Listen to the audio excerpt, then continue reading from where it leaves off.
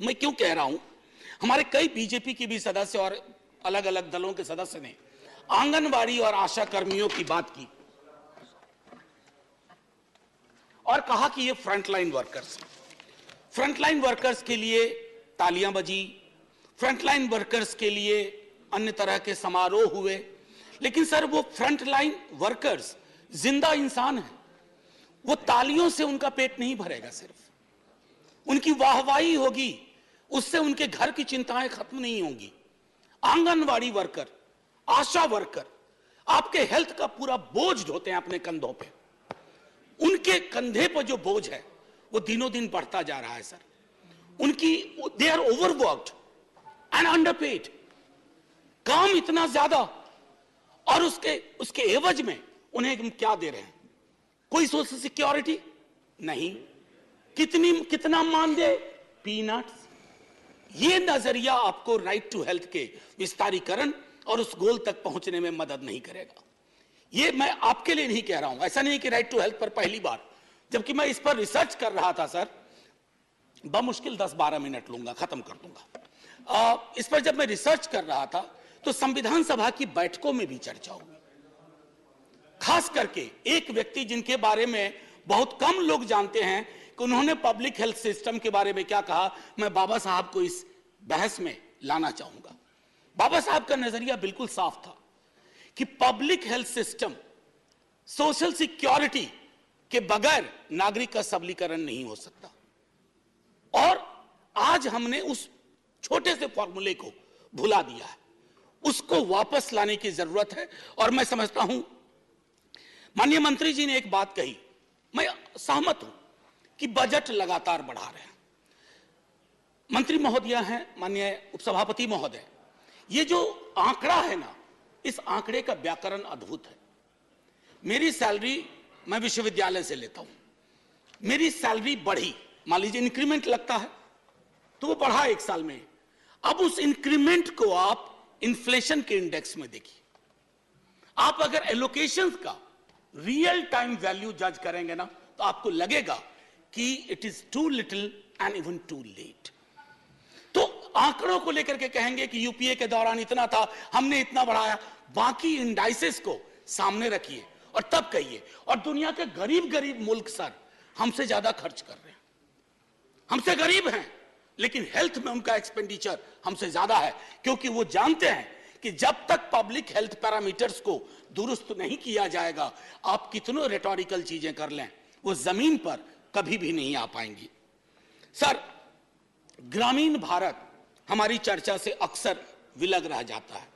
मैं माननीय मंत्री साहिबा से आग्रह करूंगा, देखिए अक्सर क्या होता है कि आप जब किसी हॉस्पिटल को विजिट करते हैं तो पहले से जानकारी होती है। किसी क्या कहते हैं पीएससी को विजिट करते हैं, पहले से जानकारी होती है। हम सुना करते हैं राजा महाराजाओं में, ना मेरा यकीन है और ना मैं चाहता हूं कि उनका उदाहरण दिया जाए, लेकिन सुनते थे किसी हिंदुस्तान में कुछ राजा महाराजा होते थे जो वेश बदल करके जाया करते थे निरीक्षण करने के लिए। वेश बदल करके जाइए, एकदम पूरा का पूरा।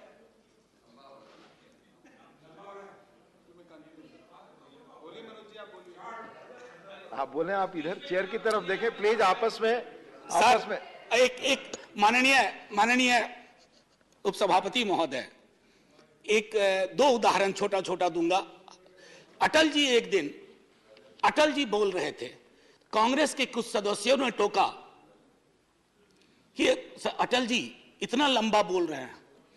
बोला, बिना प्रिपेयर करके आया हूं, प्रिपेयर करता तो छोटा बोलता, बिना प्रिपरेशन के बोल रहा। नहीं, जाहिर है सम्मान है उनके लिए। और मैं इसलिए कह रहा हूं कि मैंने पहले कह दिया था ज्यादा वक्त नहीं लूंगा। मैं जानता हूं आज शुक्रवार है, आप सबको कोई ना कोई एंगेजमेंट तुरंत बाहर होगा और मजबूरी है, पार्टी व्हिप है कि बैठना है। एनीवे, माननीय सभापति महोदय, तो ग्रामीण भारत को लेकर के जो मेरी चिंताएं थी, मैंने कहा, एक मैं अगर राइट टू हेल्थ अगर हमने इंश्योर कर लिया, मुझे याद है जब आरटीई की बात हो रही थी तब भी बहुत लोगों की आपत्तियां थी कि इससे क्या होगा, इससे क्या बदलाव आएगा। जब आप किसी चीज को इस तरह से लेजिस्लेटिव फ्रेमवर्क देते हैं तो उससे क्या होता है ना कि अन्याय जो लोगों के साथ दर बदर होता है अलग अलग स्तर पर। और मैं एक छोटा उदाहरण दूंगा, ये ऑक्सफैम की इंडिया डिस्क्रिमिनेशन रिपोर्ट, मैं इसको पढ़ना नहीं चाहता सर, मैंने मार्क किया था इसमें कि कई राज्यों में स्थिति है कि इन पेशेंट केयर में किस तरह का डिस्क्रिमिनेशन होता है, खास करके अगर आप अनुसूचित जाति, जनजाति, अत्यंत पिछड़े वर्गों से आते हैं, या आमतौर पे आप गरीब हैं। अगर मैं वर्गीय श्रृंखला की बात करूं, ये विस्तार में ये रिपोर्ट बताता है। मैं माननीय मंत्री जी को ये रिपोर्ट भेज दूंगा ताकि आपके माध्यम से इस पर नजर पड़े, तो इस पर कुछ चर्चा हो कि आखिर डिस्क्रिमिनेशन के कितने लेयर्स हैं और कैसे हम इम्यून होते जा रहे हैं। एक और चीज सर कह करके, what I wanted to actually say sir, जब मैंने कहा legislatively guaranteed right will make access to health legally binding and ensure accountability.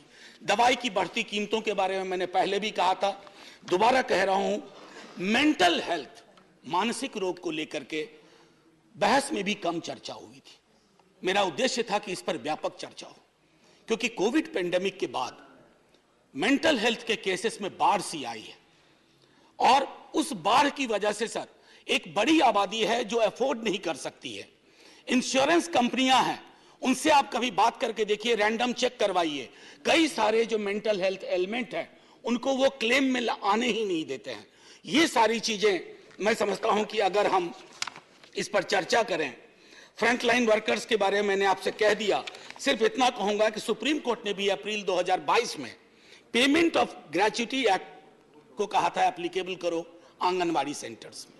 ये मैं माननीय सर्वोच्च न्यायालय के माध्यम से कह रहा हूं। और एक आखिरी टिप्पणी करके खत्म करूंगा, ये जो लाभार्थी है, ये लाभार्थी शब्द बहुत प्रचलित हो गया। Are people are not are beneficiaries, they are the citizens of this country, part of the paradigm which is called welfare state। और welfare state में ये लाभार्थी की संज्ञा कि ये लाभार्थी है, कोई लाभार्थी नहीं है सर।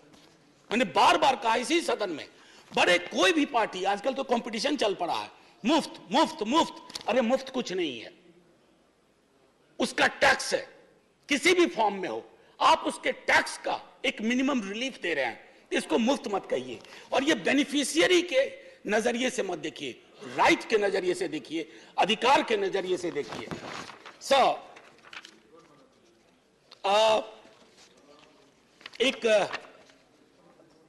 एक हास्य के लिए छोटी चीज सुना करके खत्म कर दूंगा। हास्य के लिए, विंस्टन चर्चिल रूजवेल्ट के यहां जाते थे, प्रेसिडेंट थे रूजवेल्ट, व्हील चेयर पे चलते थे, और चर्चिल अपने विट के लिए फेमस थे। हालांकि उनकी पॉलिटिक्स से हम लोग इत्तेफाक नहीं रखते हैं, कभी नहीं रखेंगे।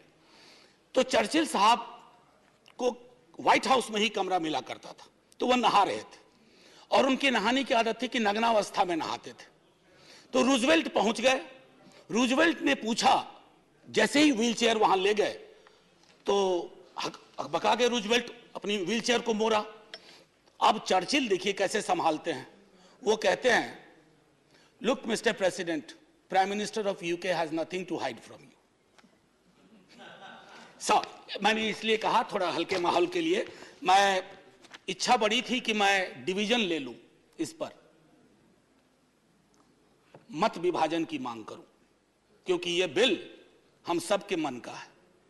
लेकिन मंत्री महोदया मुझे देख रही हैं टुकुर टुकुर, और बाकी लोग भी, तो मैं मत विभाजन की अपने टेम्पटेशन को कर्व करता हूं इस अपील के साथ कि सर आज नहीं तो कल ये बिल आएगा, आज नहीं तो कल ये होना है। आप तो दूसरों की भी चीजों का श्रेय लेते हैं, ये करके अपना श्रेय खुद ले लीजिए।